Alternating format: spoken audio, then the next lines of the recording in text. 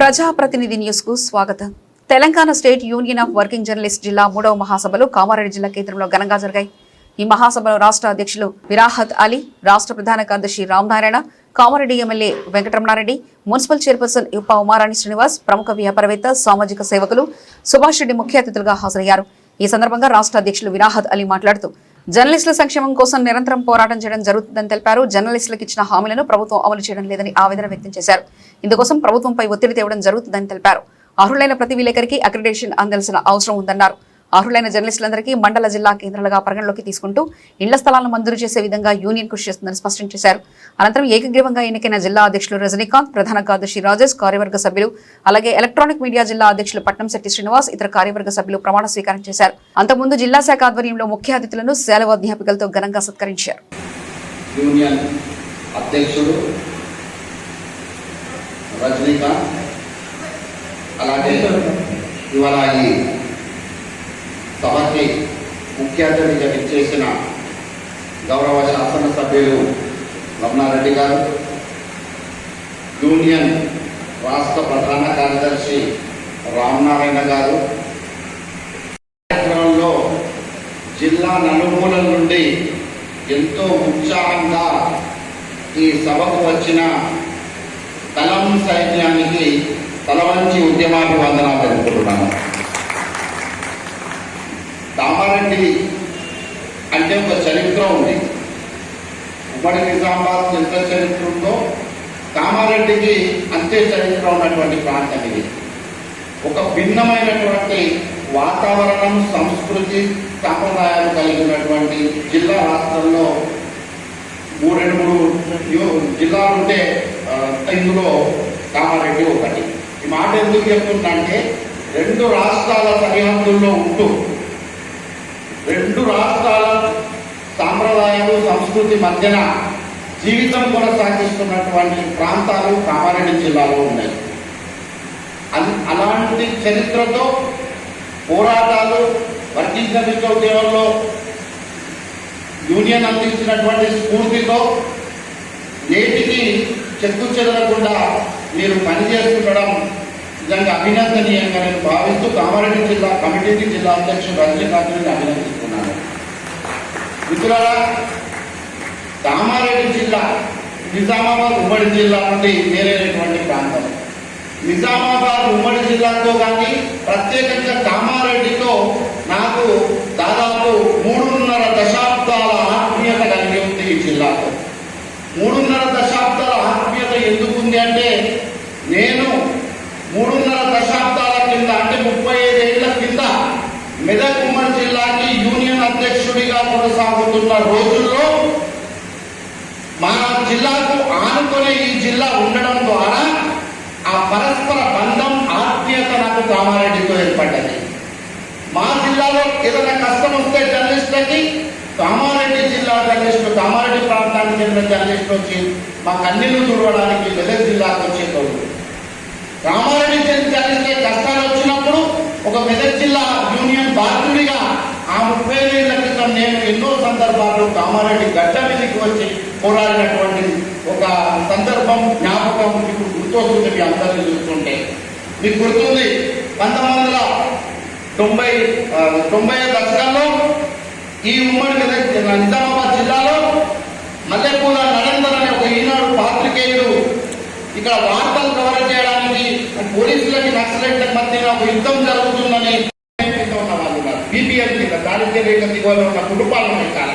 ఈ తెల్లబట్టలు చూడగానే దీనికి ఏం తక్కువ మీరు అనుకుంటున్న గుట్టుకి నేర్చుకుంటే, కానీ ఇళ్లలో ఒక పరిస్థితి తొగి చూస్తే మాత్రం వాళ్ళ జీవితాలు చాలా తీవ్రంగా ఉంటాయి. కనుక జర్నలిస్టులను బిలో పవర్టీ లైన్ కింద గుర్తించి ఎవరైతే పిల్లల వాళ్ళ ఎడ్యుకేషన్స్ ఉన్నాయో వాళ్ళలో ఫీజులు పాఠశాలలో వాళ్ళ ఫీజుల విషయంలో ప్రభుత్వం చర్యలు తీసుకోవాలని చెప్పి వాళ్ళ ఫీజులను నియంత్రించి వాళ్ళని విద్యా హక్కు చట్టం కింద వాళ్ళకి ఫీజులను మినహాయించాలని చెప్పి కూడా మనం చాలా సందర్భాల్లో కోరుతున్నాం. మీ జిల్లాలలో డిఓలకు కానీ కలెక్టర్లకు కానీ సర్కులర్ వస్తున్నాయి, ఇది ఫీజులో రాయితీ ఇవ్వమని. కానీ పేదవాడితో వస్తున్నాయి, దాని హక్కు మనకి ఏమి ఉండదు. అది కేవలం దయా దాక్షిణ్యంతో కాగితం వస్తుంది, ఏదో పరిచయం ఉంటే అప్పుడు ఇస్తాడు, లేదు అంటే కాగితాన్ని పక్కన పెడతాడు. అది కాదు జరగాల్సింది.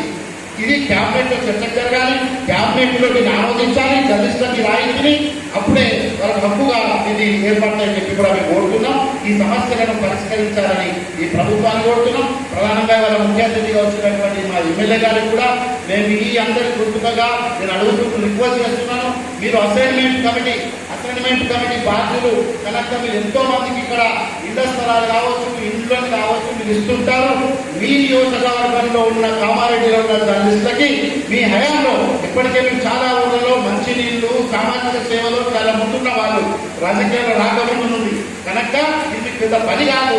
ఖచ్చితంగా మా వాళ్ళకి ఇంటి స్థలాలకి మీ నోటి నుండి ఒక తీయటి కబురు ఇప్పిస్తారని ఈ సభాముఖంగా మిమ్మల్ని విజ్ఞప్తి చేసుకుంటూ ఇవాళ ఈ సభకి వచ్చినందుకు నన్ను ఆహ్వానించిన కామారెడ్డి జిల్లా శాఖకి మరొకసారి కృతజ్ఞతలు తెలుపుకుంటూ ఈ సభలో పాల్గొన్న మీకు శుభాకాంక్షలు తెలుపుకుంటూ సెలవు తీసుకుంటున్నాను. Thank you. నేను ఉండే రకంగా నేను ఉంటాను కాబట్టి నేను ఇలాగే కొనసాగుతానని చెప్తూ ఇక కామారెడ్డిలో ఉన్న విలేకరులకి ఇళ్ల స్థలాల గురించి మాట్లాడినప్పుడు ఇంతకుముందే నేను చెప్పినాను, ఖచ్చితంగా అది ఐటెక్ ఏర్పాటు చేస్తామని నిన్న వాళ్ళు వచ్చినప్పుడు కూడా నేను చెప్పిన. కానీ యూనియన్లని కాకుండా మొత్తం మంది కలిసి ఒక నిర్ణయం తీసుకుంటే నేను దానికి సపోర్ట్ చేస్తామని చెప్పిన. ఒక యూనియన్ అంటే యూనియన్ పోటీ చేయాలంటే అది కాని పని. మాటిస్తే నేను అందరు రాజకీయ నాయకులు లెక్క అవుతా కాబట్టి నేను ఉన్నది మాట్లాడతా కాబట్టి పత్రిక విలేకరులు ఎన్ని యూనియన్లు ఉండవచ్చు, అందరికీ అంటే వాళ్ళకు అందరూ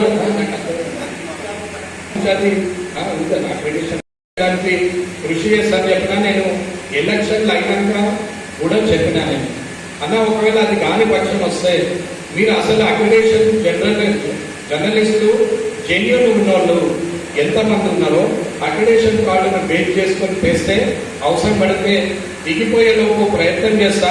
ఒకవేళ దిగిపోయే సమయం వచ్చినా కానీ ఆ పని కాకపోతే నా సొంత డబ్బులతో ప్లాట్లు కొనిస్తాను కూడా చెప్పిన. అది మాట మీద ఇంకా ప్రయత్నం చేస్తున్నా. కాని పక్షంలో ఎకరం తీసుకుంటే అందరికి ఇవ్వచ్చా పెద్ద సమస్య కాదు. కోట్లు పెట్టినప్పుడు 1 కోటి రూపాయలు అట్లా పెద్ద విలేకరులకు పెడితే తప్పేం లేదు. ఆ జాగాలో ఉన్న విలేకరులన్నా నిజాయితీ ఉంటారని ఒక ఆశతో చేస్తున్నటువంటి ఆలోచనే కానీ ఇంకా వేరే ఆలోచన కూడా ఏమీ లేదు. మీరు నాకు ఫేవర్ చేయాల్సిన అవసరం లేదు. తప్పు నేను చేసిన అది తప్పనే చెప్పాలా, అది తప్పనే రాయాలా, తప్పుగా చూపెట్టేటువంటి ఆధారాలు కూడా ఉంది. మాట్లాడినప్పుడు మంచిదే కానీ ఎవడికో ఏదో మాట్లాడని ఏదోటి రాస్తా పోతుంటే ప్రజలు నమ్మకాలు పోతాయి. ఆ నమ్మకము పేపర్ల మీద పోతుంది. ఆఖరికి ఇప్పటి వరకు అయితే ఎవడు రాజకీయ నాయకుడిని నమ్మడు. ఇది క్లియర్, దీంట్లో డౌటే లేదు. అధికారులు నాయకులు నమ్మరు.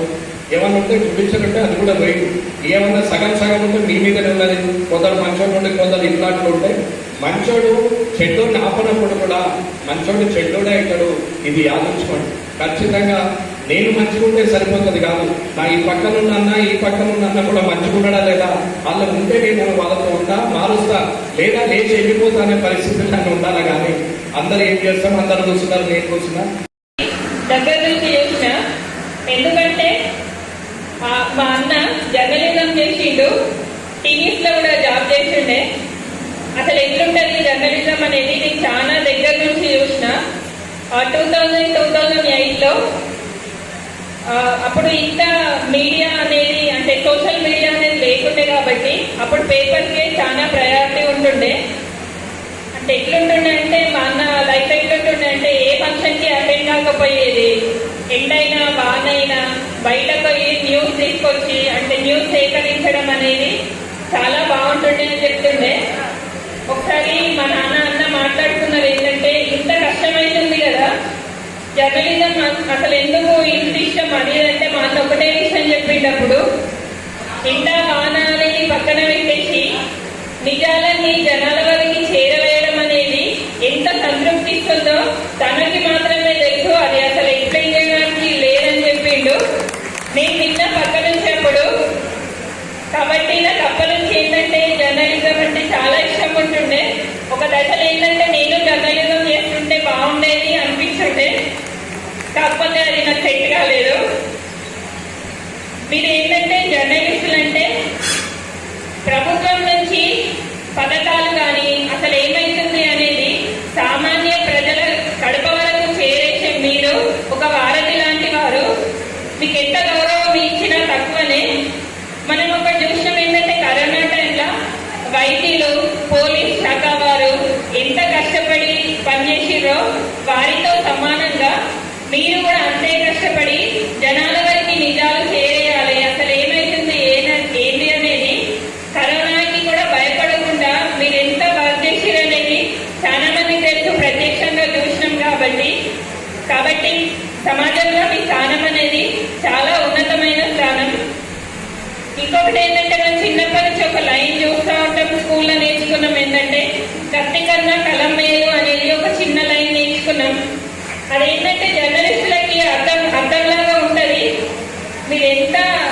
మీరు ఏంటంటే జనాలకి నిజాన్ని చేరేయడంలో ఎంత కష్టపడతారో అందరికీ తెలుసు.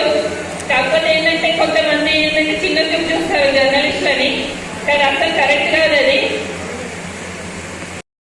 మండలం ఉన్న జర్నలిస్టులు కానీ అన్న దగ్గర కూర్చొని సానుకూలంగా మాట్లాడి ఆయన ఒకటే అన్నాడు, నిజంగా జర్నలిస్టుల బిల్లులేవా లేనోళ్ళు ఉంటే నా దగ్గరికి రండి, మనం ఎట్లా చేద్దాం, ఎట్లా కలిపేయడానికి అవకాశం ఉంది, నా నుంచి 3 నుంచి 4 లక్షల రూపాయలు నేను నీకు ఇస్తా, దాన్ని ఒక 100 గజాలు 120 గజాలు కొనుక్కొని ఒక 15 లక్షలు అయితే నేను 15-20 లక్షలు అయితే దాంట్లో 3-4 లక్షల రూపాయలు సాయం అందిస్తా, దాంట్లో మీకు లోన్ వస్తుంది, ప్రైవేట్ స్థలం కొని నేను అది ప్లాన్ చేస్తా, వర్కౌట్ చేస్తా, ఆల్రెడీ నాకు దాంట్లో అనుభవం ఉంది. నేను ఆ రకంగా జర్నలిస్టులకు కూడా నా వీలును పట్టుకొని నేను చేస్తానని మాట ఇవ్వడం జరిగింది. అన్న